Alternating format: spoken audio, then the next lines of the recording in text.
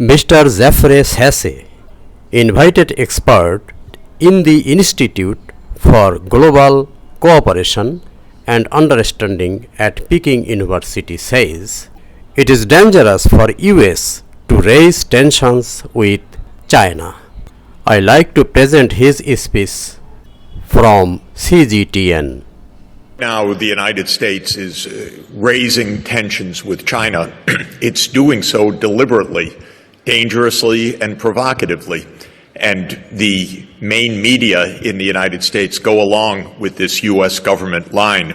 So it is absolutely true that when I read, of course, the detailed report of President Xi, there were so many interesting things that should have been reported, but all we got in the main Western media was China getting ready for conflict, all harsh messages. This is a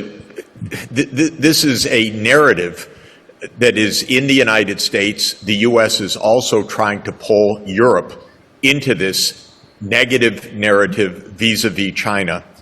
It is a huge mistake. I've been saying so for many years, and the media coverage in the United States was going along with this U.S. government narrative. We don't need these tensions. We don't need these conflicts. They're extraordinarily dangerous. We need, first of all, multilateralism under the UN Charter.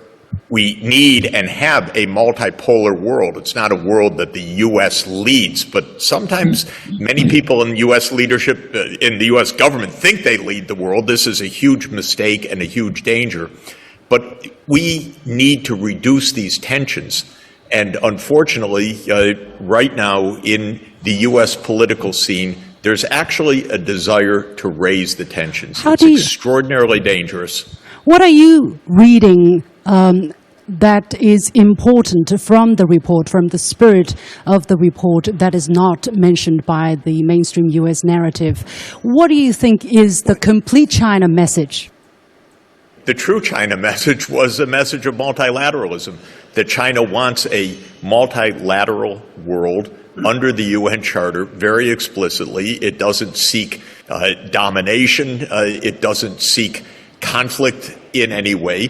And the message is absolutely explicit. This is not my interpretation. These are the very words that one finds if you actually read the report, not our newspapers.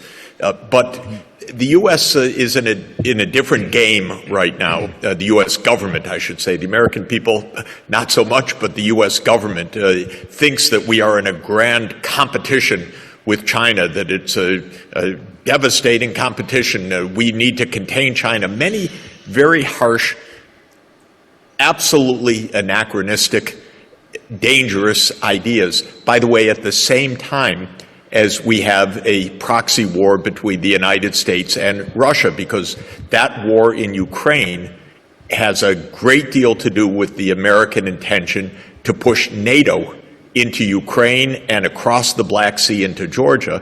And this is another narrative that the United States doesn't want the people to know or understand, but it's a reality. So these tensions need to be reduced because the world is at an extremely dangerous crossroads right now. So where do you see the world going in the next 5 years, with China trying to exercise maximum restraint when it comes to international geopolitics, because it wants a peaceful environment for development?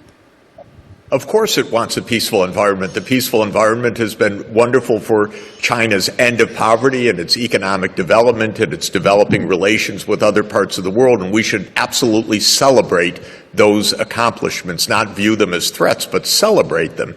So what we need is dialogue.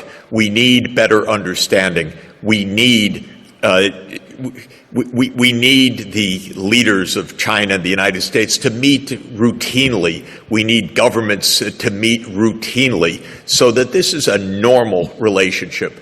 And we're not hearing that from the U.S. government. We're not hearing it from our media.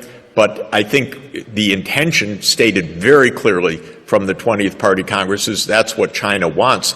And if China can explain that clearly to the world, that will be good, because I hope other countries in the world will also say to the U.S. leaders, tone it down.